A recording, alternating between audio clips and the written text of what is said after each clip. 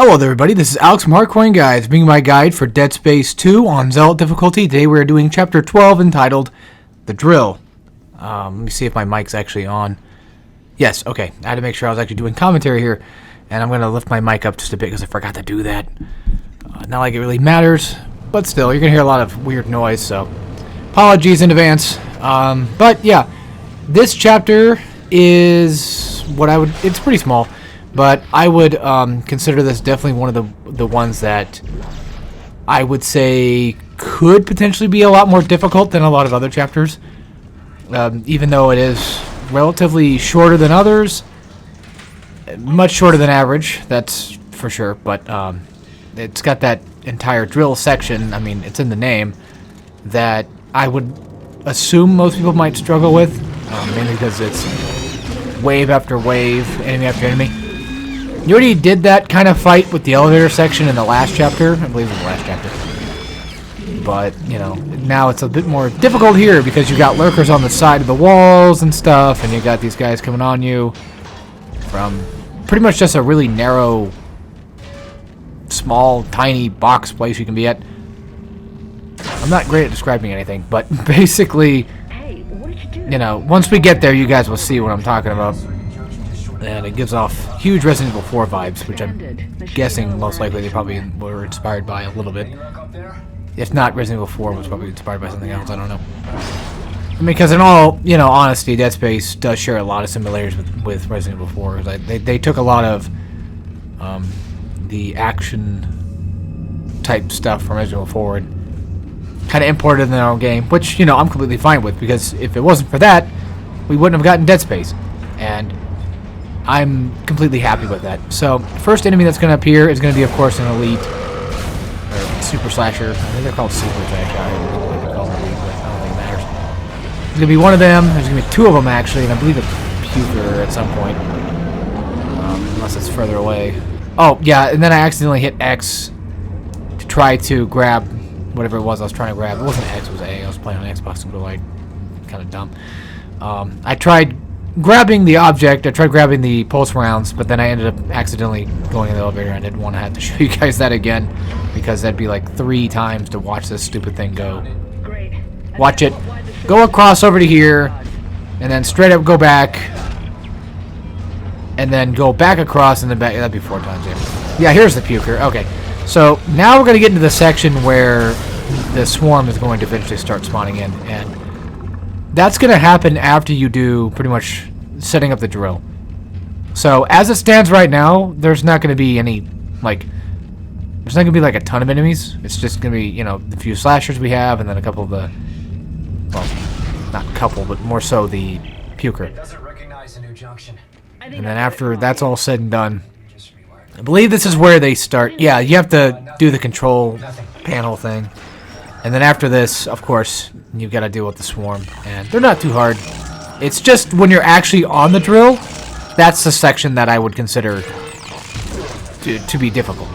So, and I'll try to give you the best advice I can, at least in terms of what I can figure out. I mean, granted, some of the best advice I can probably give you now ahead of time is just like, you know, shoot first, ask questions later, of course. But if you have plenty of health packs, you can just tank most of it. Which, I mean, at this point in the game, like, you know, if you're carrying a lot of health packs like I am, because I'm mostly just low on ammo. I'm never really struggling with ammo, or with health packs. Also, watch out for the drill here, because I'm pretty sure it can kill you, so just don't get into it. Don't run into it, basically. For the swarm, they tend to kind of spawn from, you know, bottom to top,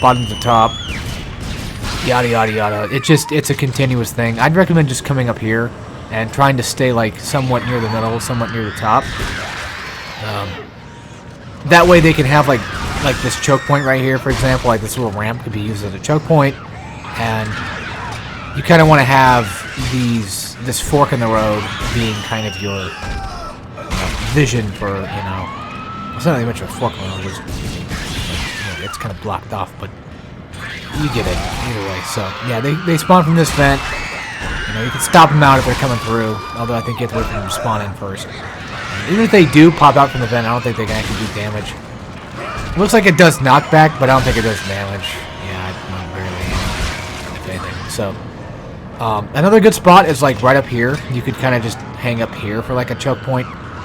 That way they can essentially kind of group up together in a single file line and just get, you know, murked that way. So, yeah, easy enough. Again, it's just the swarm. They're not that bad right now. It's mostly the final boss that ends up being kind of cruel with using the swarm against you at the same time of having to fight, you know, freaking Nicole. So, yeah. And just in case anybody wants to bitch up at me, you know, saying spoilers, I guess. The game's been out forever. Like, what, 2009? Something like that, maybe? 2010, I think it was. The game's been out forever. You've had plenty of time to play it. And on top of that, I mean, this is a guide. So, I would assume that people that are probably watching this might already know or want, or might probably already know, so. Of course, granted, you know, that doesn't mean that shouldn't be spoilers. So anyway, these are just like the other versions of slashers. These ones are going to be the more common ones that spawn. I think if you can just kind of throw in a little bit of a shitty, you know, wrench in your gears, basically. But on the sides is what you really want to be kind of careful of. And this is where my advice kind of comes into play. So you can, if you wanted to, you don't have to just use the explosives on the guys on the outside, like right away. Like if you see them, you know, if you want to blow them up quickly, that's fine. But you can stack them up here for just the off chance that you might need them for later, if you want to use them on other enemies on the outside. So, you know, just something to kind of keep in mind.